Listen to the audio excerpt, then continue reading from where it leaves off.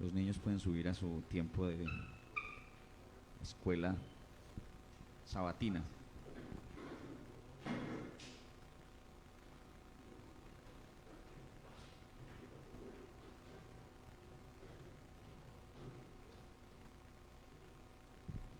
Muy buenas tardes, que el Señor les bendiga. Muy bien, yo creo que esta predicación, ahorita que decía Gerardo que sea así como bien carnuda, creo que creo que es una predicación con un montón de implicaciones muy complejas para nosotros como iglesia y por lo menos desde el punto de vista personal de mucha exhortación, de una sensación de lucha con el texto, de lucha con el Señor. Y creo que es un desafío muy alto, por lo menos para mí y creo que para todos como iglesia. La semana pasada predicamos la ley del amor parte 1, hoy vamos a predicar la ley del amor parte 2. La semana pasada, el Dios que adoramos, hoy como yo los he amado. Ese va a ser el título de la predicación el día de hoy, un énfasis muy fuerte en el tema del amor hacia el otro, hacia los hermanos. La ley del amor, parte 2, como yo los he amado. Ese es el título de la predicación. Hace como 2-3 semanas empecé a reflexionar en un pasaje que está en el Nuevo Testamento, en la primera carta de Juan, en el capítulo 4, versículo 20, pasaje que habla, básicamente lo voy a parafrasear, no vamos a ir hasta allá, simplemente lo vamos a tener presente. Es un texto, un pasaje que habla de que no podemos decir que amamos a Dios si no amamos al hermano. Y básicamente lo que dice Juan en esa carta es que ¿cómo vamos a amar a Dios? Perdón, ¿cómo vamos a odiar a nuestro hermano a quien vemos y decimos que amamos a Dios a quien no vemos? Es básicamente lo que el texto, vuelvo y digo, parafraseado dice. Primera de Juan, capítulo 4, versículo 20. Entonces, obviamente cuando uno se enfrenta a ese pasaje, se enfrenta a una realidad, y es la realidad de el Dios que nosotros adoramos, de a quien nosotros conocemos, que se ha revelado, que nos ha mostrado su verdad, su amor, su fidelidad, y que nos desafía a amarlo, pero que en medio de eso también nos desafía a amar al otro, a amar al hermano, amar al prójimo, como en muchos pasajes de la Escritura se utiliza esa terminología, amar a nuestro prójimo. Ahora, eso es un llamado muy profundo, y cuando hablo de un llamado es un desafío muy profundo para nosotros como iglesia, para cada uno de nosotros que nos enfrentamos a la Escritura y nos enfrentamos a ese nivel de amor, porque al final el modelo para poder amar, el parámetro que nos invita a nosotros a amar, es precisamente el amor de Dios. Es Dios mismo mostrándose como modelo de amor que nos llama a nosotros a amar. Ahorita al final colocaba el versículo 34 de Juan 13, ¿cierto? Ámense los unos a los otros como yo los he amado. Creo que ese es el desafío que nos lleva a nosotros a mirarnos cara a cara con la Escritura, a entender, si yo amo a Dios, entonces debo amar a aquellos que son creación de Dios, que son imagen de Dios, que Dios ha puesto a mi alrededor. Y nos invita a entender el amor no desde una perspectiva subjetiva, sino desde la objetividad misma del amor. En esa primera carta de Juan hay una parte también, en el capítulo 3, en el versículo 18, en donde dice, usted no puede encontrarse con su hermano en necesidad y darle una palmadita en la espalda diciéndole, que Dios te bendiga, y no darle, no ayudarle, no proveer para su necesidad. Es una exhortación fuerte de parte del Señor en esto que tiene que ver con el tema del amor. Visto desde la perspectiva, el amor que Dios nos invita a tener, o con el que Dios nos invita a mirarnos a nosotros mismos, es un amor sacrificial, es un amor de entrega, es un amor que busca la justicia, un amor que da misericordia, un amor que se extiende hacia el otro de una manera clara, concreta, ese tipo de amor que se encarna y que muestra la gloria del reino de Dios en la tierra, en medio de nosotros. Ese es el desafío que nosotros tenemos. Ahora, viene la pregunta, y esta pregunta es para todos nosotros, para que empecemos a calentarnos un poquito porque la tarde está fría y muchas veces el frío nos hace sentir como que nos da como sueñito, ¿cierto? La ventaja que tenemos es que este pastor es un poquito bullosito. Entonces, si yo veo que alguno está como medio cerrando los ojitos, puedo hablar más duro y lo despierto, ¿sí? O la despierto. ¿Sí? la idea no es que se duerma, la idea es que juntos podamos hacer este recorrido por la Escritura y poder ver y poder encontrarnos con el tema del amor. La pregunta que quiero hacer es, ¿cómo mostramos amor a los demás? Piense por un segundo en eso. Ahí, sentadito. ¿Cómo muestro yo? Esta pregunta es muy personal. ¿Cómo muestro amor a los demás? La semana pasada desarrollamos los 4 primeros mandamientos en el libro de Deuteronomio.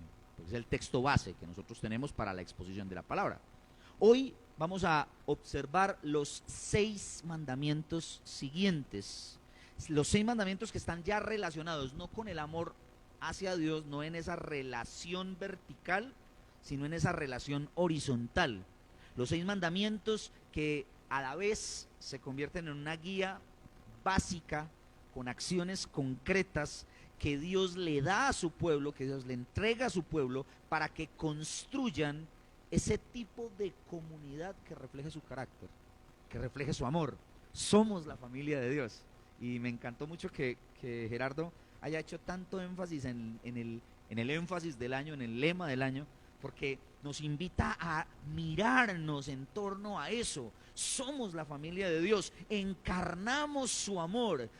Él nos ha amado, entonces ámense bajo mi modelo de amor. Yo he amado con un amor especial, puntual. Ustedes me han conocido, me están conociendo, conocen mi amor a través de mi revelación en la Escritura y de manera muy puntual en la revelación de Jesucristo, el Hijo de Dios. Ahora ustedes identifiquen ese modelo de amor y ámense. El amor de Dios nos capacita para amar. El amor de Dios nos capacita para que extendamos ese mismo amor. Y eso nos desafía muy profundamente. En esta tarde vamos a observar 3 dimensiones en las que Dios llama a su pueblo a manifestar su amor. 3 dimensiones en las que Dios le dice a su pueblo, ámense y demuéstrenlo de esta forma. Esas 3 dimensiones básicamente son las siguientes. Ámense dando honra a padre y madre. Es una dimensión muy fuerte. Ahorita vamos a desarrollar un poquitico de eso a la luz de este mandamiento, que es el 5.º mandamiento, conocido como un mandamiento transicional. Ahorita les explico un poquito de qué se trata la cosa. Ámense dando honra a padre y madre. La segunda dimensión, ámense cuidando la integridad de los demás. Y vamos a agarrar un paquete de acciones que están escritas de forma negativa en el texto. No matarás, no cometerás adulterio, no robarás, no darás falso testimonio. Los textos puntuales, los mandamientos puntuales escritos entre el mandamiento número 6 y el mandamiento número 9, esos 4 mandamientos que son acciones directas frente al hermano, frente al otro. Y en tercera medida, la tercera dimensión, ámense, y esta es un poco más curiosa, pero ahorita vamos a entender por qué la estamos presentando de esa manera. Ámense guardando el corazón de la codicia. Entonces, las 3 dimensiones. Ámense dando honra a padre y madre. Ámense cuidando la integridad de los demás. Ámense guardando el corazón de la codicia. Vamos a entrar en materia con el pasaje que tenemos en esta tarde y a partir del acercamiento al texto poder ver cada una de estas dimensiones que nos desafían a amar, que nos llaman a amar de una manera muy profunda. Ámense dando honra a padre y madre. El 5.º mandamiento es un mandamiento muy especial. Está prácticamente en la mitad de las dos tablas. Se entiende que las tablas que Moisés le presentó a Israel, de las que hace referencia o en las que hace referencia tanto en Éxodo capítulo 20 como en Deuteronomio capítulo 5, son las tablas que contenían estos mandamientos. Al parecer, en una de esas tablas estaban los mandamientos que estaban relacionados con esa, entre comillas, perdón,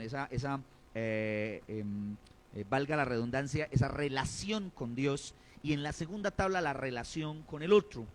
Sin embargo, el quinto mandamiento, que dice de la manera siguiente: honra a tu padre y a tu madre como Jehová tu Dios. Estoy leyendo el versículo 16 del capítulo 5.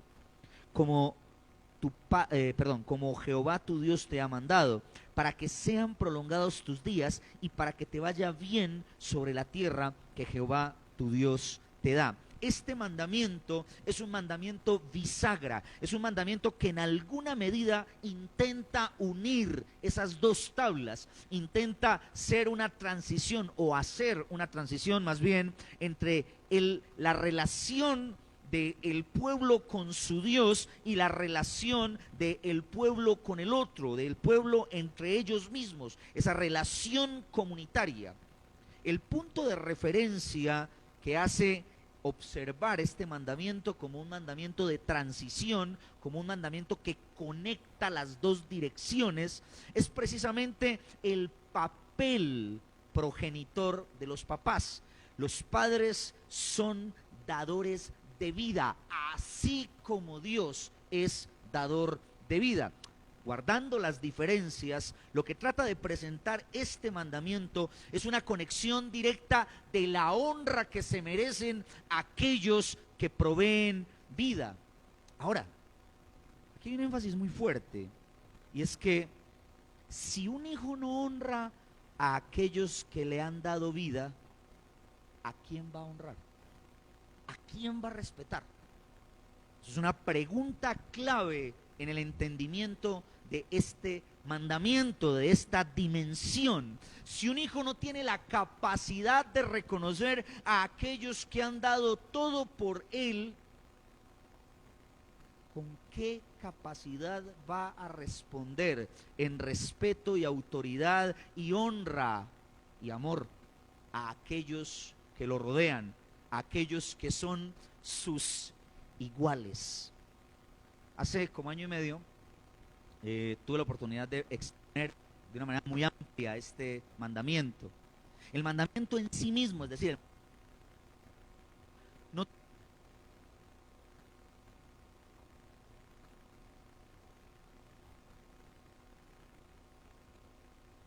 yo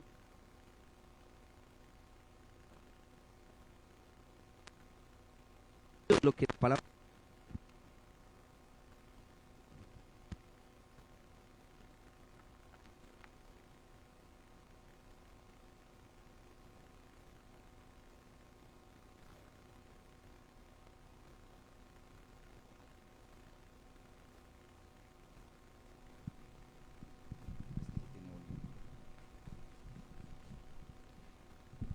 por el bienestar de todos. Pues este ya está más bulloso todavía, esto me la toca ponérmelo por acá. Muy bien, en el mandamiento mismo, en el texto, en el versículo 16, no hay unos elementos muy fuertes para determinar cómo es la honra. Entonces la construcción de ese mensaje se dio con una reflexión temática en diferentes pasajes de la Escritura que hacían alusión a cómo los hijos pueden honrar a sus padres. Propuse en esa ocasión 3 aspectos en los que los hijos pueden honrar a sus padres, y los voy a dar no como puntos aparte de esta predicación, sino como los puntos de referencia sobre los cuales construimos aquel mensaje hace ya un poco más de año y medio. La manera en la que los hijos pueden honrar a sus padres es respetándolos, obedeciéndolos y cuidándolos, ¿sí? Básicamente esos fueron los 3 elementos que desarrollamos en aquella predicación, con un énfasis muy fuerte en el tema de la promesa, es decir, la honra a los padres que se da a través del respeto, a través de la obediencia, a través del cuidado de sus padres, sobre todo en las edades en las que los papás necesitan que sus hijos se encarguen de ellos, junto con eso, proveyendo una promesa o presentando una promesa que el mismo pasaje nos regala, para que sean prolongados tus días y para que te vaya bien los días, para que te vaya bien sobre la tierra que Jehová tu Dios te da. Esos son los elementos de aquella exposición. Ahora, cuando uno piensa en eso, en las implicaciones de la honra, en las implicaciones del valor que tienen los padres para los hijos, uno se tiene que preguntar y a la vez se tiene que cuestionar cómo es que nosotros hoy, como sociedad, como mundo, estamos enfrentando no solamente este mandamiento desde la Escritura, sino el mismo sentido común que debería tener esta exhortación que Dios le regala a su pueblo para la construcción de sociedad. Cada vez es más común que se levanten generaciones que no honran ni valoran a sus padres. Y eso a mí personalmente como pastor me genera una preocupación muy profunda.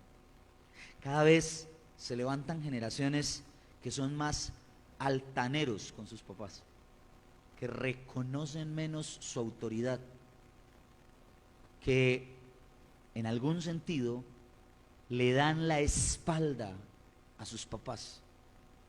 Y es una demostración clara del profundo deterioro moral del corazón del ser humano. Como pastor me he enfrentado a hijos que abusan de sus padres. Y a uno le parece extraño eso. ¿Cómo es posible que un hijo que debería amar a aquel que le ha dado vida termine abusando de sus propios padres? Termine ultrajándoles.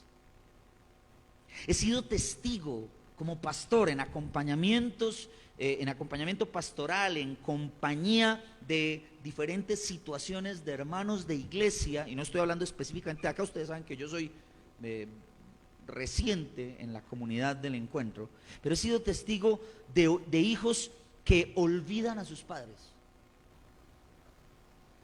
de hijos que le dan la espalda a sus padres, de hijos que maltratan a sus padres, que les insultan, que los desafían, hijos que perdieron el respeto, que perdieron la obediencia y que perdieron el cuidado de aquellos que les dieron la vida.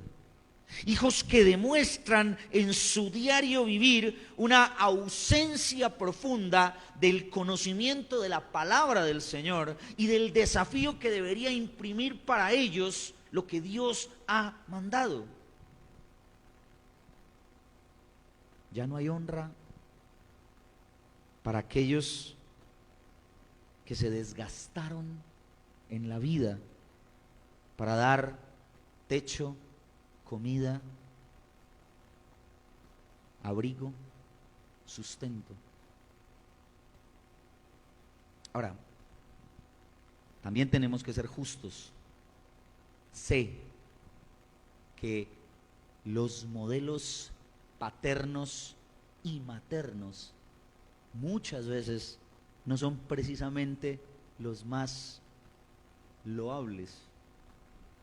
Sé que hay muchos papás que cometen muchísimos errores, que marcan el corazón de sus hijos, que hieren el corazón de sus hijos. También lo sé. Pero en medio de esto, el llamado que este pasaje nos regala a nosotros como comunidad es cómo nosotros atendemos esta dimensión del amor de Dios, la honra que merecen aquellos que han dado vida a sus hijos. En esos procesos de acompañamiento pastoral y de consejería, he podido comprender, no solamente como hijo, sino también como padre, que en medio de nuestros errores, el único que puede sanar las heridas de padres e hijos imperfectos es el Padre Celestial. El único que puede sanar las heridas del corazón provocadas por padres que hirieron y por hijos desobedientes que no han reconocido el valor de sus padres. El único que puede llegar, tocar el corazón y sanar el corazón es Dios. El desafío que tenemos nosotros en la construcción de una comunidad que refleja ser la familia de Dios, que demuestra ser la familia de Dios, es precisamente el entender que Él es el único que transforma el corazón, que transforma la vida, que nos da esperanza. El llamado de este primer mandamiento, de este mandamiento transicional, es el llamado a reconocer al Padre Celestial, que es el único que tiene la capacidad de sanar el corazón de padres e hijos imperfectos. Posiblemente acá, en este lugar, haya hombres y mujeres, jóvenes y adultos, ancianos, que tengan y que carguen marcas y heridas en su corazón al enfrentarse a un mandamiento como estos.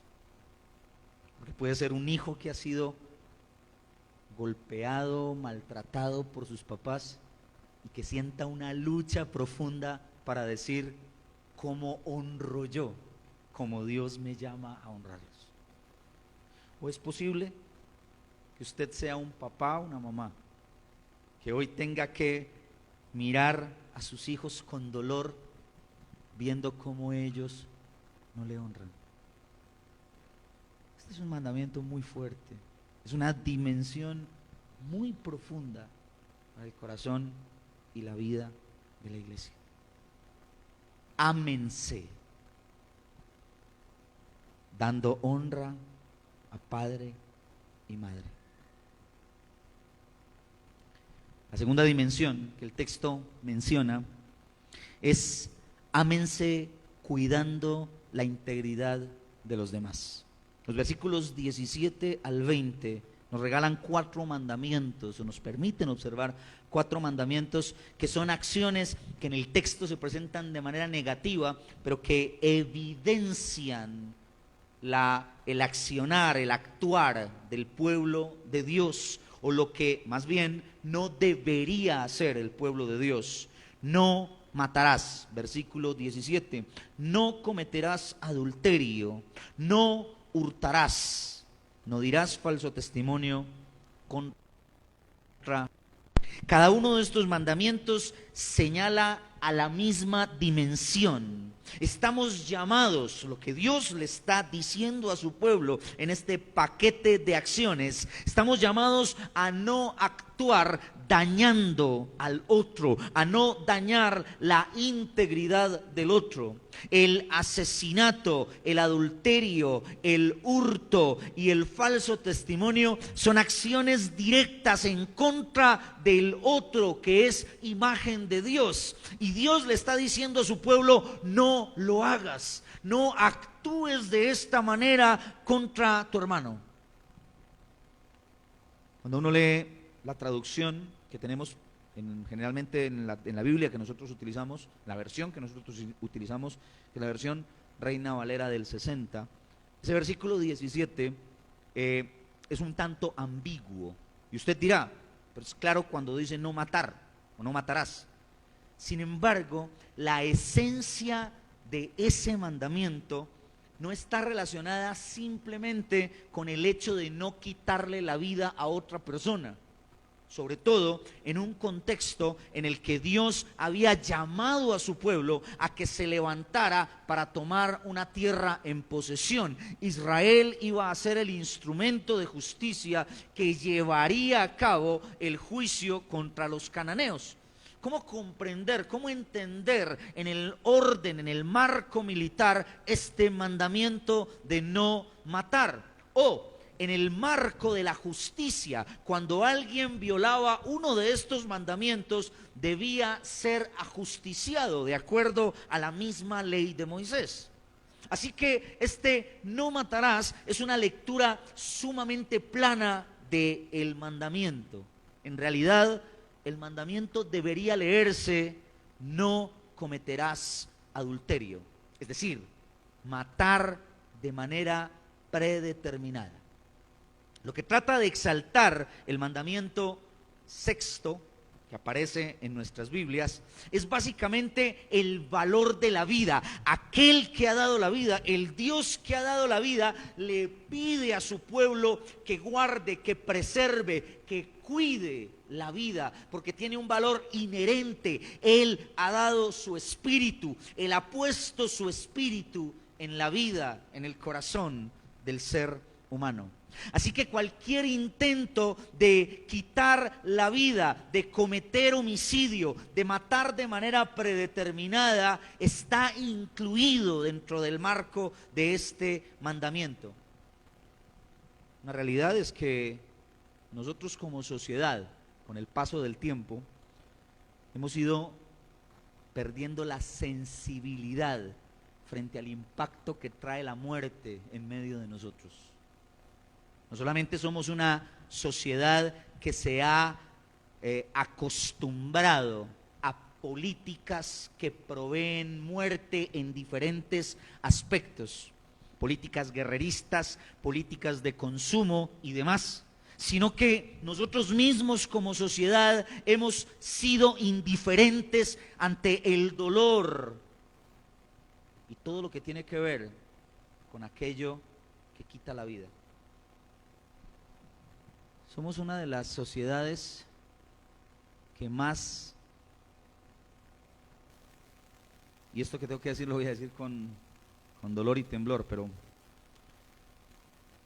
somos una de las sociedades que más ha justificado la muerte en el estado de mayor indefensión del ser humano. El aborto se ha convertido en un negocio de ideologías, negocio de intereses económicos, negocio de perspectivas personales, que deja millones de muertos al año alrededor del mundo. Asesinatos legalizados por gobiernos de turno que permiten que una propia mamá le quite la vida de manera voluntaria a sus hijos. El deterioro moral y espiritual en el que ha caído el mundo que nos rodea. Cuando Dios nos invita a reflexionarnos a la luz de un mandamiento como estos, entrado dentro de esta dimensión de no dañar la integridad del otro, nos invita a pensarnos de manera profunda cómo estamos actuando en contra del otro. ¿Cómo estamos levantando nuestra mano en contra del otro? ¿Cómo estamos quitando la vida al otro? Jesús en el Sermón del Monte amplía la dimensión, haciendo alusión a que no solamente es quitar la vida en términos concretos, físicos. Si lo piensas, si lo deseas, si lo cavilas en tu corazón, si insultas a tu hermano, si borras su honra, Jesús le da una dimensión mucho más amplia al marco del homicidio. Mateo capítulo 5, versículos 21 al 26, desarrollan toda una temática de cómo el ser humano, en su orgullo personal, puede quitarle la honra a otro. Y Jesús dice, eso es equivalente a quitarle la vida. Pero claro, nosotros como sociedad evangélica hemos ido cayendo en el costumbrismo, en el facilismo de señalar este tipo de pecados como algo normal, cuando en realidad lo que nos desafía desde la perspectiva del mandamiento es precisamente a guardar la integridad del otro, a cuidar la integridad del otro.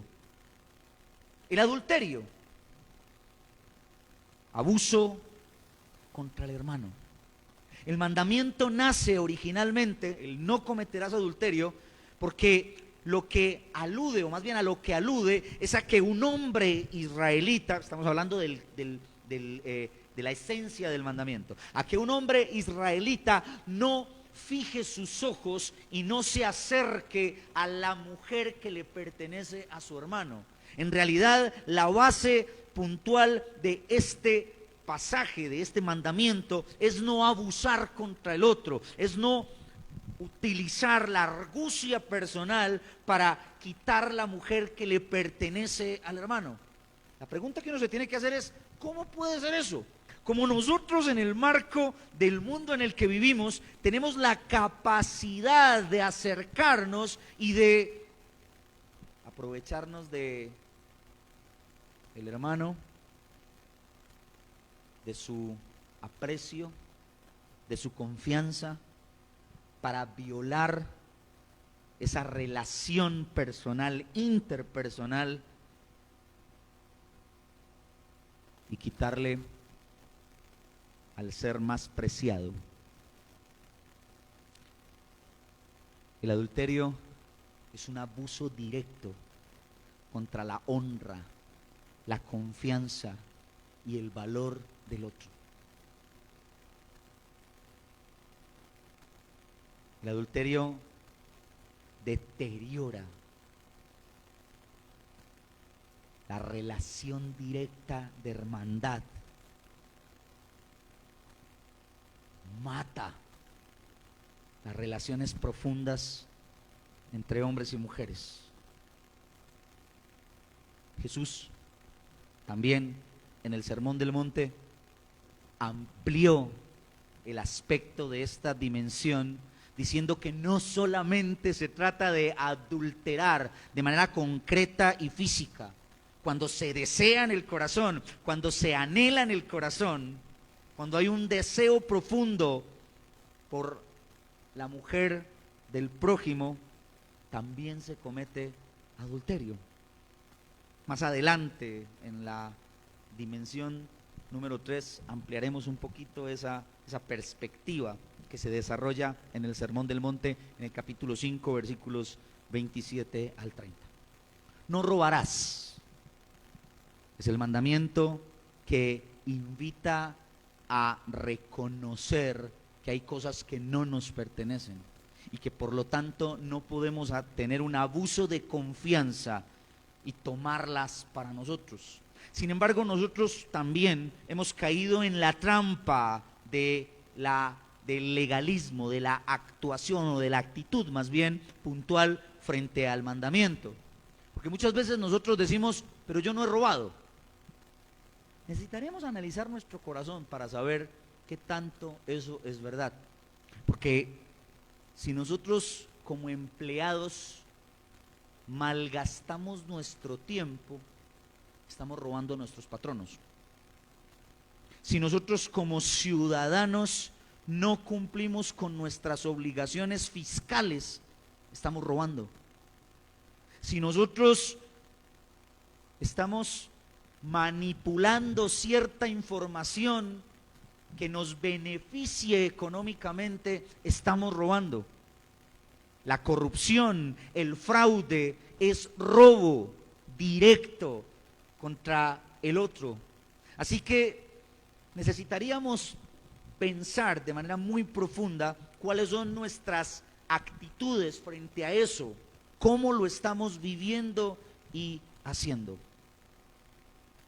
No darás falso testimonio contra tu hermano, contra tu prójimo. Básicamente es un tema que está relacionado con la injusticia. El falso testimonio en el contexto israelita está relacionado con levantar argumentos en contra del otro para hacerlo pasar por mentiroso o por falso. Así que en algún sentido nosotros necesitamos entender cómo el falso testimonio es un daño contra la honra y es una injusticia contra el otro. Cada uno de estos mandamientos, de esta dimensión, de este paquete, demuestra una acción concreta que deteriora, que daña, que destruye al hermano.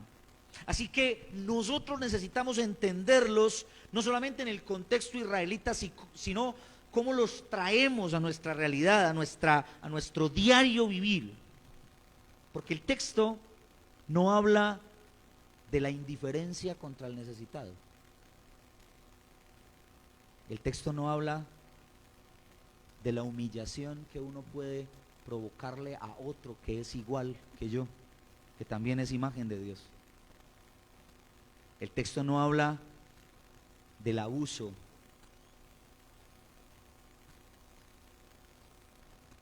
con nuestras expresiones, con nuestra manera de vivir. Necesitaríamos entender que esta dimensión abarca todo aquello que deteriore la integridad del otro. Ese es el desafío que tenemos cuando nos enfrentamos a estos 4 mandamientos. Ámense cuidando la integridad de los demás. Finalmente, la tercera dimensión es una dimensión que trasciende lo íntimo, lo profundo del corazón. Se cierra con el último mandamiento: no codiciarás la mujer de tu prójimo, ni desearás la casa de tu prójimo, ni su tierra, ni su siervo, ni su sierva, ni su buey, ni su asno, ni cosa alguna de tu prójimo. Si los 4 mandamientos anteriores están relacionados directamente con acciones concretas en contra del otro, el 10º mandamiento va a una dimensión más profunda, va directo al corazón y nos invita a reflexionarnos a la luz de lo que tenemos allí. La comparación entre el mandamiento que se desarrolla en el capítulo 5, versículo 21, el 10º mandamiento que se desarrolla en Deuteronomio, con el 10º mandamiento en Éxodo capítulo 20, versículos 17, nos permite entender una profundidad muy grande en este texto. Hay una diferencia enorme entre ambos textos. La terminología que se utiliza en ambos es un tanto diferente. Si bien en el texto, en Éxodo capítulo 20, el término que se utiliza como codiciar empaqueta todo, es el mismo término para la esposa y los bienes del hermano o del prójimo, en Deuteronomio capítulo 5 no es así. El versículo 21 tiene una diferenciación entre el deseo, la codicia de la esposa del prójimo y el deseo y la codicia de los bienes del prójimo. En algún sentido revela la profundidad del mal centrado en el corazón. Es mucho más profundo. Ese primer versículo, esa primera terminología invita a mirar en lo profundo del corazón el deseo que anhela, que atrapa, que cauteriza el corazón y lo lleva a hacer todo lo que sea posible para arrebatar lo que le pertenece al hermano. En el Nuevo Testamento, en el capítulo 7 del Evangelio de Marcos, Jesús habla de los males que aparecen en el corazón. Cuando le hacen una pregunta acerca de comer espigas en un sábado, en un día de reposo, Jesús desafía a la comunidad de escribas y fariseos y los confronta con la profundidad de su corazón. Jesús les dice: todos los males nacen de allí. Es el corazón el que cultiva todos los males que crecen en el ser humano. Santiago, posteriormente, en el capítulo 4, hará una aclaración que todos los pleitos, las guerras, las disensiones y los problemas entre hermanos nacen en el corazón. Es el deseo del corazón lo que provee el resto de acciones que son contrarias a la integridad del hermano. Así que en este caso, el último mandamiento, la última dimensión en la que Dios le habla a su pueblo es una trascendencia, invita a mirar el mandamiento de amar al otro más allá de las acciones para centrarlo, para asentarlo en el corazón. El proyecto del amor de Dios es precisamente ese, el que nos amemos los unos a los otros con un modelo definido. El Evangelio de Juan, el capítulo 13, es quizá uno de los textos más emblemáticos que hoy podamos nosotros recordar. Cuando Jesús se encarna, cuando Jesús viene y se acerca a nosotros, nos muestra la profundidad del amor de Dios de manera viva y palpable. Si ustedes recuerdan, el capítulo 13 del Evangelio de Juan es el famoso capítulo en el que Jesús hace las veces de siervo, se para delante de sus discípulos, toma una coca con agua, una toalla, se acerca a ellos y uno por uno empieza a lavarles los pies. La actitud de Jesús es una actitud que en la cultura es sumamente reprochada. Ahora, reprochada por quien era Jesús. Para los discípulos es completamente absurdo que el maestro tome la posición, el puesto de siervo y lave sus pies. Pero lo que el pasaje intenta mostrarnos es algo mucho más profundo. Jesús está purificando a sus discípulos, está tratando de que ellos entiendan el valor de su amor que purifica, que transforma la vida. Lavarles los pies es solamente una demostración clara de lo que hace aquel que sirve en amor a sus discípulos. Pedro se ofende, se para delante del maestro y le dice: jamás me lavarás los pies. Y Jesús le dice: pues si no le lavo los pies, tú no tienes parte conmigo. Entonces Pedro, en medio de esa sensación extraña, le dice: entonces me baña toditico. Y Jesús vuelve y le dice: el que tiene lavados los pies ya está lavado por completo. Jesús está haciendo una alusión a su sacrificio en la cruz, que purificará la vida y el corazón de sus discípulos. El centro de esta enseñanza es: como yo los he amado. La manera en la que yo los he amado es el punto de referencia para que ustedes se amen. Jesús mismo les dice: ahora ustedes deberán hacer lo mismo. Yo les he servido, ahora sírvanse ustedes. El desafío para la iglesia es entender la profundidad del amor de Dios para encarnarlo de manera directa en medio de nosotros.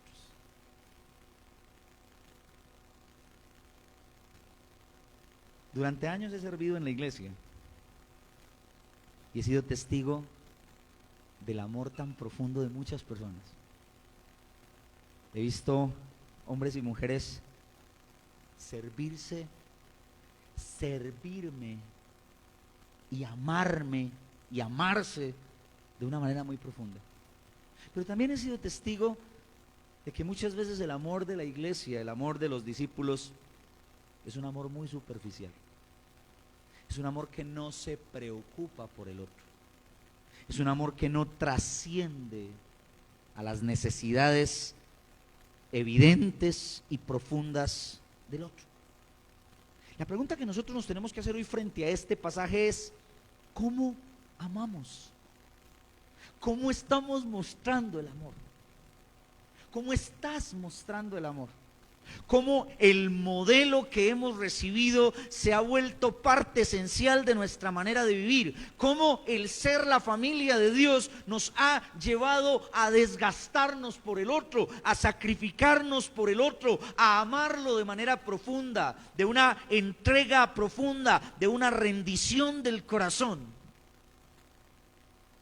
¿Cómo nosotros como iglesia hemos entendido el valor del amor que se manifiesta de forma concreta en medio de nosotros. Hay un texto con el que quiero cerrar este sermón en esta tarde, que para mí es quizá uno de los textos más desafiantes. Ya lo habíamos planteado ahorita con el tema de ámense los unos a los otros como yo los he amado. Ya no solamente desde la perspectiva como a sí mismos, recuerdan, así era el gran mandamiento, ámense los unos a los otros como a sí mismos. Ahora Jesús aparece y dice, como yo los he amado, como el modelo que yo les he dado.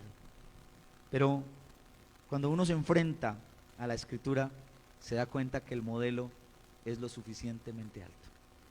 Primera de Corintios capítulo 13 dice lo siguiente, y vuelvo les digo, es el texto con el que quiero cerrar este sermón. Vamos a leer desde el versículo 1. Si yo hablase en lenguas humanas y angélicas y no tengo amor, vengo a ser como un metal que resuena o címbalo que retiñe. Si tuviese profecía y entendiese todos los misterios y toda la ciencia, y si tuviese toda la fe de tal manera que trasladase los montes y no tengo amor, nada soy. Si repartiese todos mis bienes para dar de comer a los pobres, y si entregase mi cuerpo para ser quemado y no tengo amor, de nada me sirve. El amor es sufrido, es benigno. El amor no tiene envidia. El amor no es jactancioso, no se envanece, no hace nada indebido, no busca lo suyo, no se irrita, no guarda rencor, no se goza de la injusticia, mas se goza de la verdad. Todo lo sufre, todo lo cree, todo lo espera, todo lo soporta. El amor nunca deja de ser. Somos la familia de Dios, pero la pregunta sigue estando sobre la mesa. ¿Cómo estamos amando? Esta segunda parte de la ley del amor nos dice, ámense como yo los he amado. Que el desafío que Jesús encarnó se vuelva en vida para cada uno de nosotros. ¿Qué tal si inclina su rostro en esta noche y oramos juntos al Señor?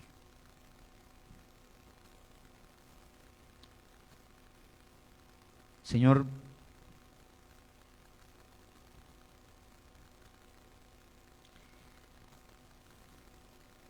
yo lo primero que quiero hacer en esta noche es pedirte perdón, porque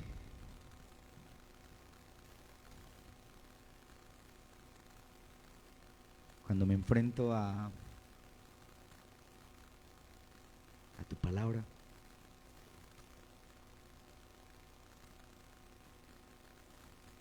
necesito reconocer que no he amado como tú amas.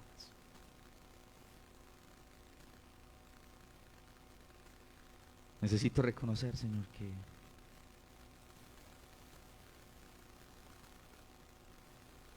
cada una de estas dimensiones me sobrepasa.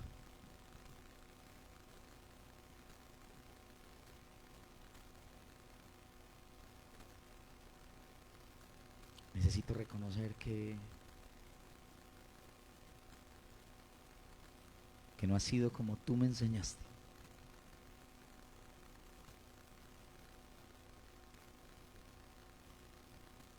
Me avergüenzo de verdad.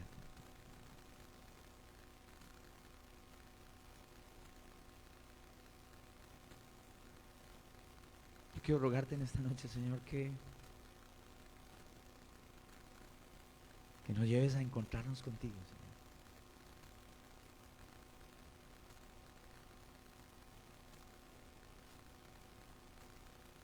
Y al mirarte cara a cara con tu manera de amar tan profunda, tan intensa, tan real,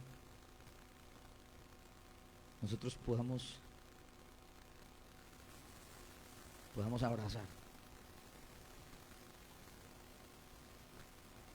tu modelo y a encarnarlo en medio de nosotros.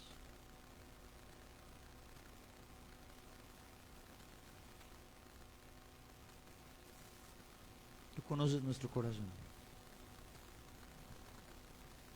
conoces lo que hay en cada uno de nosotros. Quizás nuestro amor es un amor muy superficial.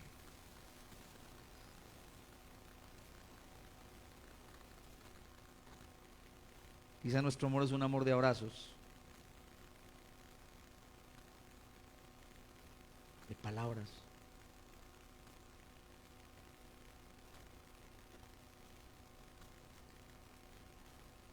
Pero no un amor profundo de entrega y sacrificio por el otro.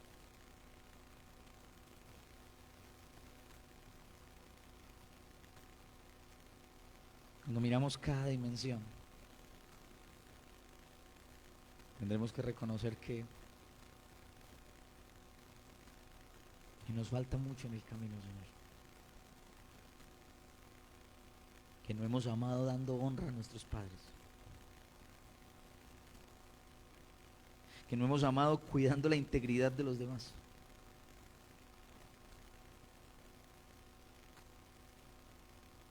Que no hemos amado guardando el corazón de la codicia,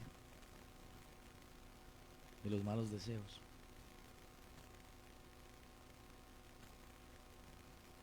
Que nuestro amor no es como el tuyo, Señor. En esta noche te pedimos que hagas un milagro en nosotros.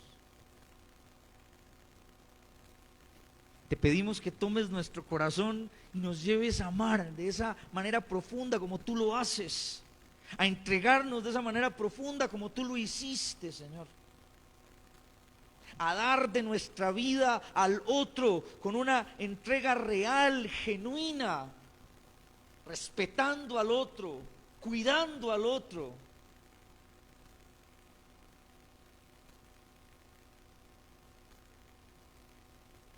Señor, que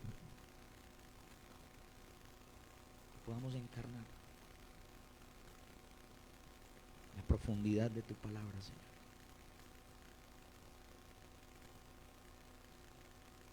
De tu verdad.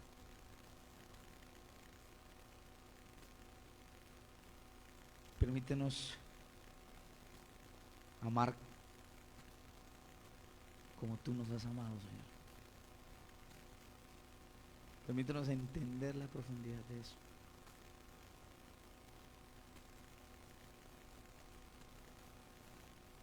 Permítenos soñar tu reino y vivir tu reino.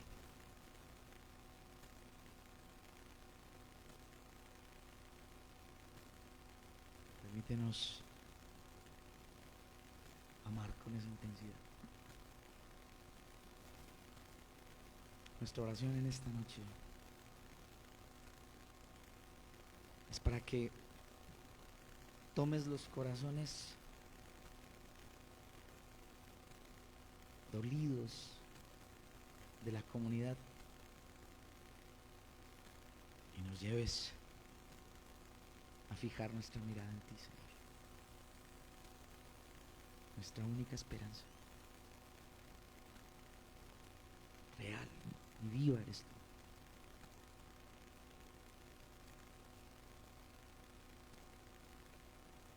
Y mientras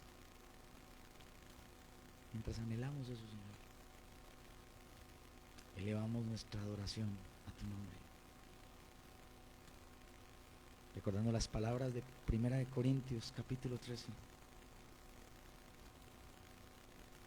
Si yo hablase en lenguas humanas y angélicas y no tengo amor, nada soy. Si no tengo amor, de nada me sirve lo demás. mi cuerpo quemar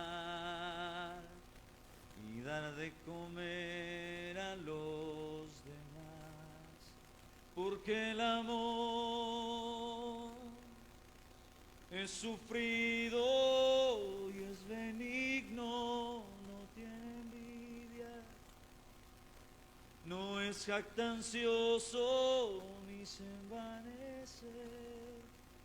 El amor no hace nada indebido,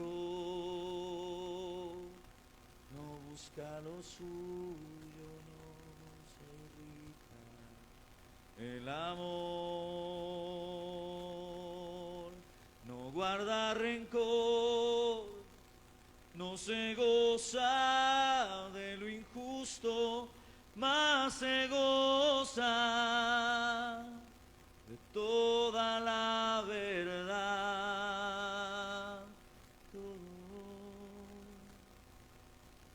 lo sufre y lo cree, todo lo espera y lo soporta.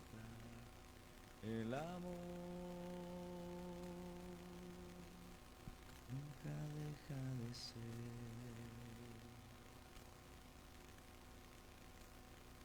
Así eres tú, Señor. Nos desafías a amar como tú nos has amado. Por eso te rogamos que mientras te esperamos como familia de fe, como familia tuya, Señor, a la expectativa de tu manifestación gloriosa, podamos vivir en amor, clamando juntos como cada fin de semana, una vez más, Maranata. Que el Señor les bendiga.